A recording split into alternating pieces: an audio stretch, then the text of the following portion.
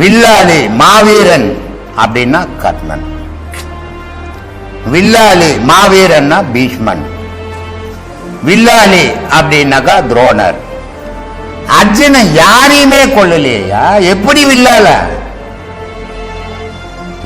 பீஷ்மரை கொன்னது கண்ணன், துரோணரை கொல்ல சொன்னது கண்ணன்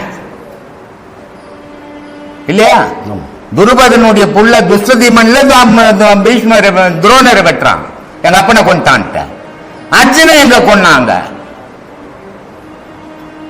கர்ணனை கொன்னவன் 5 முறை, எல்லாரையும் ஒரு முறை கொன்னான், கர்ணனை மட்டும் 5 முறை கொண்டானுங்க.